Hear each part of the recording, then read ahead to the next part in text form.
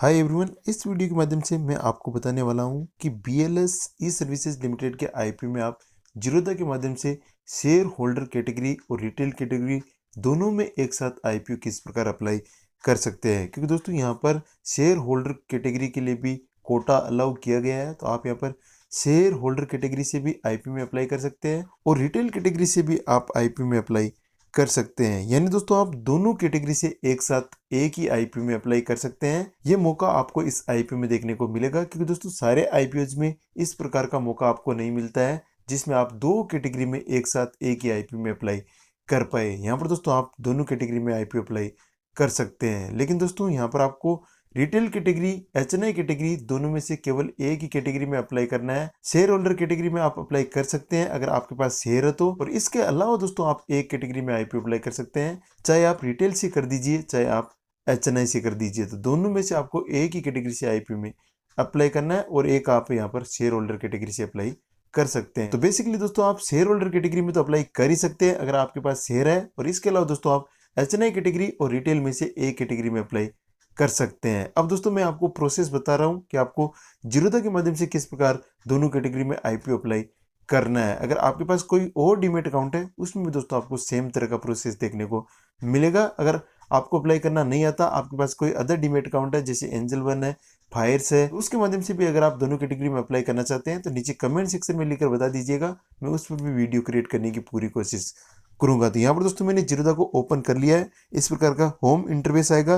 तो सबसे पहले दोस्तों यहाँ पर आपको नीचे जो बिड्स का ऑप्शन दिखाई दे रहा है इस पर क्लिक करना है, और जैसे ही क्लिक करेंगे तो यहाँ पर दोस्तों आपके सामने आईपीओ की लिस्ट आ जाएगी। यहाँ पर आप देख सकते हैं BLSE यानी BLS ई सर्विसेज लिमिटेड का आईपीओ ओपन है।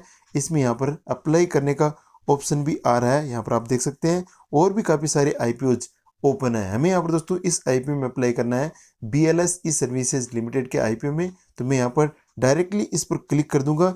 जैसे ही क्लिक करूंगा तो यहाँ पर दोस्तों दो प्रकार के ऑप्शन आ रहे हैं, एक यहाँ पर आ रहा है रिटेल इन्वेस्टर का, एक यहाँ पर आ रहा है एग्जिस्टिंग शेयर होल्डर का। तो दोनों कैटेगरी में हम यहाँ पर आईपीओ अप्लाई कर सकते हैं, लेकिन दोस्तों इसके लिए कुछ रूल भी है। मैं आपको वीडियो के अंत में बताऊंगा कि आपको कौन कौन से रूल को ध्यान में रखना है ताकि आपकी एप्लीकेशन रिजेक्ट ना हो। क्योंकि दोस्तों जब आप शेयर होल्डर कैटेगरी से आईपीओ में अप्लाई करते हैं तो शेयर होल्डर से रिलेटेड अलग से यहाँ पर आईपीओ के लिए रूल होते हैं, उन रूल्स के अकॉर्डिंग ही आपको आईपीओ में अप्लाई करना होता है। तो वो रूल भी दोस्तों मैं आपको वीडियो के अंत में बताने वाला हूँ। तो यहाँ पर दोस्तों सबसे पहले हम अप्लाई करेंगे रिटेल कैटेगरी में। आप एचएनआई कैटेगरी में अप्लाई करना चाहते हैं तो एचएनआई में भी आप अप्लाई कर सकते हैं।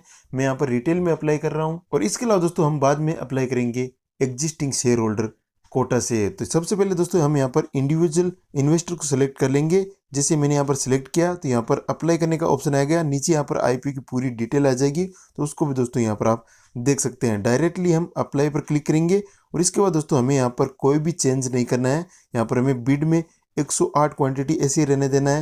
यहाँ पर हमें कट ऑफ प्राइस को सिलेक्ट करना है और ऊपर यहाँ पर दोस्तों हमें अपनी यूपीआई आईडी को एंटर कर देना है। मैंने यहाँ पर ऑलरेडी एंटर करी हुई है। तो इस प्रकार दोस्तों हमें यहाँ पर सारी एंट्रीज को फिल कर देना है, और नीचे यहाँ पर दोस्तों आप देख सकते हैं 14,580 रुपये का पेमेंट हमें करना पड़ेगा। यहाँ पर दोस्तों आप देख सकते हैं अगर हम रिटेल कैटेगरी में अप्लाई कर रहे हैं और एक लॉट के लिए अप्लाई कर रहे हैं, क्योंकि दोस्तों ये आईपीओ ओवर सब्सक्राइब हो चुका है, तो हमें रिटेल कैटेगरी में एक लॉट से ज़्यादा के लिए अप्लाई नहीं करना है। और अगर आप एचएनआई कैटेगरी में अप्लाई कर रहे हैं तो एचएनआई में आपको केवल 14 लॉट के लिए अप्लाई करना है, और बिग एचएनआई कैटेगरी में अगर आप अप्लाई कर रहे हैं तो 69 लॉट से ज़्यादा के लिए अप्लाई नहीं करना है।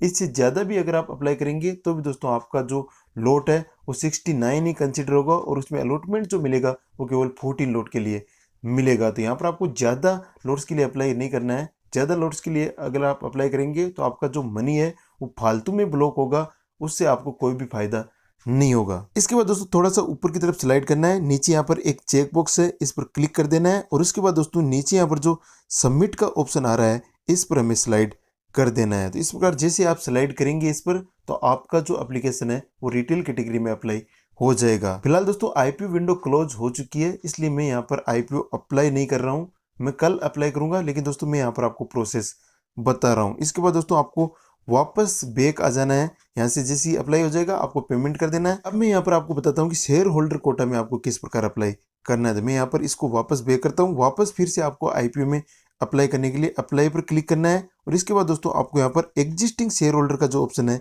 इसको यहाँ से सिलेक्ट कर लेना है। और इसके बाद दोस्तों वापस आपको अप्लाई पर क्लिक कर देना है और इसके बाद यहाँ पर आपको फिर से वही डिटेल देखने को मिल जाएगी। इसमें अगर आप एक लोट के लिए अप्लाई कर रहे हैं तो आप एक लोट के लिए अप्लाई कर सकते हैं। यहाँ पर आप देख सकते हैं एक लोट यहाँ पर 108 क्वांटिटी का है। और अगर आप 2 लोट में अप्लाई कर रहे हैं तो इसको आप 2 से मल्टीप्लाई करके यहाँ पर एंटर कर सकते हैं, यानी आपको यहाँ पर 216 एंटर कर देना है। 3 लोट के लिए अप्लाई करना है तो आप 3 से मल्टीप्लाई कर सकते हैं। तो इस प्रकार दोस्तों आपको मैक्सिमम 13 लोट के लिए अप्लाई करने का मौका मिलेगा। अगर आप शेयर होल्डर कोटा से अप्लाई कर रहे हैं तो आप मैक्सिमम 13 लोट के लिए यहाँ पर अप्लाई कर सकते हैं। जितने लोट यहाँ पर रिटेल के लिए है उतने ही लोट यहाँ पर आप मैक्सिमम रिटेल कैटेगरी के बराबर शेयर होल्डर कोटा से भी अप्लाई कर सकते हैं। और कट ऑफ प्राइस को यहाँ पर आपको सेलेक्ट रहने देना है, उसमें कुछ भी चेंज नहीं करना है। और फिर से आपको यहाँ पर नीचे जो चेक बॉक्स है इस पर आपको क्लिक कर देना है और यहाँ पर आपको सबमिट पर स्लाइड कर देना है। तो इस प्रकार दोस्तों आप दोनों कैटेगरी में आईपीओ अप्लाई कर सकते हैं। अब दोस्तों मैं यहाँ पर आईपीओ से रिलेटेड इंपॉर्टेंट रूल्स बता रहा हूँ। अगर आप शेयर होल्डर कोटा में अप्लाई कर रहे हैं तो इन रूल्स को आप जरूर ध्यान में रखिएगा। सबसे पहले दोस्तों यहाँ पर आपको रिकॉर्ड डेट को ध्यान में रखना है।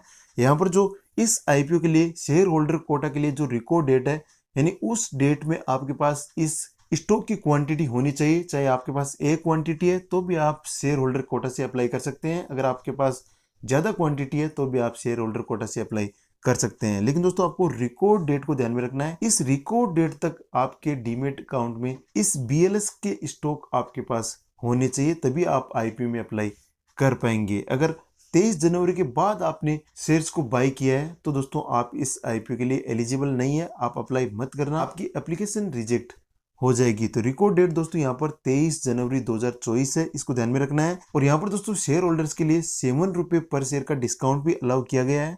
तो यहाँ पर दोस्तों आप 7 रुपये पर शेयर का डिस्काउंट भी ले सकते हैं। यहाँ पर दोस्तों आपको पता है कि इसका जो प्राइस बैंड है वो 129 रुपये से 135 रुपये है। 135 रुपये मैक्सिमम प्राइस है, इसमें आपको 7 रुपीज का डिस्काउंट देखने को मिलेगा। तो यहाँ पर दोस्तों आपको जो शेयर मिलेंगे वो 128 रुपये के हिसाब से मिलेंगे। इसके अलावा दोस्तों आप यहाँ पर शेयर होल्डर कैटेगरी में कितने लोट अप्लाई कर सकते हैं, तो मैक्सिमम आप यहाँ पर 13 लोट के लिए अप्लाई कर सकते हैं। यानी आप यहाँ पर 108 इंटू 13 यानी 108 को आपको 13 से मल्टीप्लाई करना है और जो भी रिजल्ट आता है उतने शेयर के लिए आप यहाँ पर एलिजिबल है, उतने शेयर के लिए आप यहाँ पर अप्लाई कर सकते हैं, उतने शेयर के लिए आप यहाँ पर अप्लाई कर सकते हैं। आपको यहाँ पर दोस्तों अलॉटमेंट मिलेगा प्रोपोर्शनेट बेस पर, यहाँ पर लॉटरी बेसिस पर अलॉटमेंट नहीं होगा। शेयर होल्डर कैटेगरी में जो भी आईपीओ अप्लाई करेगा उसको प्रोपोर्शनेट बेस पर अलॉटमेंट मिलेगा।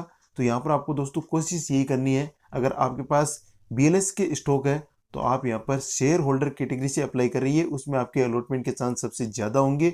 और यहाँ पर दोस्तों आपको कोशिश यही करनी है कि मैक्सिमम लॉट साइज तक आपको अप्लाई करना है, यानी आपको अप्लाई करना है तो यहाँ पर आप पूरा पैसा यहाँ पर इस कैटेगरी में लगा सकते हैं। यहाँ पर आप मैक्सिमम 13 लोट तक जा सकते हैं। उससे कम आपके पास अमाउंट है तो आप कम के लिए भी अप्लाई कर सकते हैं। अगर आपके पास 14-15 हज़ार रुपये है तो आप एक लोट के लिए अप्लाई कर सकते हैं, ज़्यादा है तो आप मैक्सिमम 13 तक अप्लाई कर सकते हैं। तो ये आईपीओ से रिलेटेड, शेयर होल्डर कोटा से रिलेटेड इंपॉर्टेंट रूल्स है, इनको आपको ध्यान में रखना है। खास तौर पर दोस्तों आपको रिकॉर्ड डेट को ध्यान में रखना है। 23 जनवरी 2024 इसकी रिकॉर्ड डेट है, उस तक आपके पास में इस कंपनी के स्टॉक होने चाहिए। आपके डीमेट अकाउंट में स्टॉक है तभी आपको इस कैटेगरी में अप्लाई करना है, वरना दोस्तों आपको अप्लाई नहीं करना है, आपकी एप्लीकेशन रिजेक्ट हो जाएगी। तो इस प्रकार दोस्तों आप जीरोधा के माध्यम से दोनों कैटेगरी में आईपीओ अप्लाई कर सकते हैं। तो इस प्रकार दोस्तों इस वीडियो में इतना ही। आई होप ये वीडियो आपको पसंद आया होगा और ये जानकारी भी दोस्तों आपको हेल्पफुल जरूर लगी होगी। अगर आपको ये हेल्पफुल लगी है तो इस वीडियो को आप लाइक करें। चैनल पर आप नए हैं तो चैनल को सब्सक्राइब कर लीजिए, ताकि आपको इसी प्रकार के आईपीओ से रिलेटेड जो इंपॉर्टेंट वीडियोज है उनका नोटिफिकेशन मिलता रहे और सबसे पहले आप वीडियो को देख पाए। तो चलिए दोस्तों मिलते हैं आपसे नेक्स्ट वीडियो में, तब तक के लिए कीप लर्निंग, देखते रहिए वेल्थ राइजर।